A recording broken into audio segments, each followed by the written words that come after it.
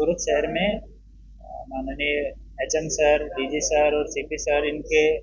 निर्देशन से जो फर्जी डॉक्टर हैं जो बिना डिग्री के या गलत डिग्री के साथ में प्रैक्टिस करते हैं, उनके लिए इंफॉर्मेशन मिला कि पांडेसरा पुलिस स्टेशन विस्तार में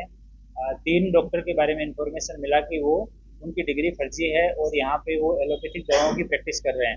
तो आरोग्य विभाग की टीम के साथ में शशिकांत मिश्री महतो, ये एक प्रिंस क्लिनिक करके चलाता है, दूसरा सिद्धार्थ कालीपद देवनाथ और तीसरा डॉक्टर जो है वो पार्थ कालीपद देवनाथ। ये तीनों डॉक्टर हैं, ये पांडेसरा विस्तार में एलोपैथिक दवाओं के साथ में प्रैक्टिस करते थे। तो आरोग्य की टीम के साथ में इनके यहाँ पे पुलिस की टीम गई और जब इनकी डिग्रियों की मांगी गई इनसे डिग्री, तो इन तीनों ने BE MS की degree, bachelor of electro homeopathy medical science, इसका एक सर्टिफिकेट दिया और इसका फुल फॉर्म उन्होंने अपने हिसाब से बताया कि ये सर BE MS जो है वो basic of electro homeopathic medical science है। और बाद में जब आरोग्य की टीम ने बताया कि इस तरह की कोई डिग्री गुजरात सरकार के द्वारा अधिकृत कोई भी विभाग नहीं देता है, ये डिग्री है वो बोगस है, तो डॉक्टर से पूछताछ की गई कि आपने ये सर्टिफिकेट है ये कहाँ से लिया। तो उन्होंने बताया कि यहाँ रसेश गुजराती करके हैं डॉक्टर, और वो लंबे टाइम से ये जो है बहुत सारे डॉक्टर ऐसे हैं जिनको उन्होंने इस तरह की डिग्री दी है। और उसके बाद में जब इन तीनों डॉक्टर से पूछपरछ करने के बाद में उनका स्टेटमेंट रिपोर्ट किया गया, जो जो वहाँ से मिला वो एलोपैथिक दवाई है वो पंचनामा में रख के और कब्जे किया गया। उसके बाद में रसेश गुजराती को यहाँ पे जाके उससे पूछताछ की गई और सर्च की गई। तो वहाँ पे भी जब रसेश गुजराती के यहाँ पे उसके ऑफिस में गए तो बालाजी कृपा सोसाइटी पालनपुर जगात नाका रामदेव रोड पे रहता है, वहाँ पे रजिस्ट्रेशन फॉर्म्स मिले, आई कार्ड के साथ में इस तरह के सर्टिफिकेट मिले 7, खाली सर्टिफिकेट जो प्रिंट करने के लिए थे वो 5 मिले, अलग अलग सर्टिफिकेट उनकी जीरोक्स 15 मिली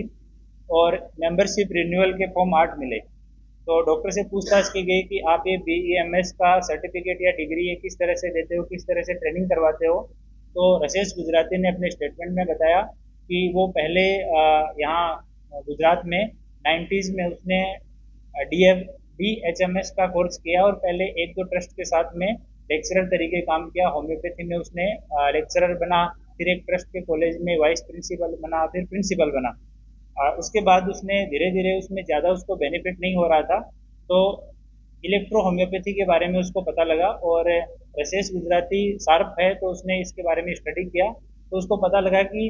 भारत सरकार या राज्य सरकार कोई भी इसके बारे में किसी तरह का रूल है वो कोई पब्लिश नहीं किया हुआ है, कोई रूल रेगुलेशन से इलेक्ट्रो होम्योपैथी जो है वो बाहर है। तो इसने एक अहमदाबाद के डॉक्टर हैं BK रावत, उनके संपर्क में आया ये, फिर इन दोनों ने मिलके पहला जो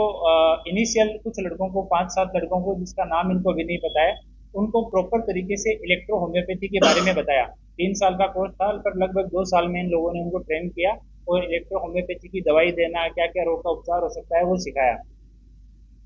जो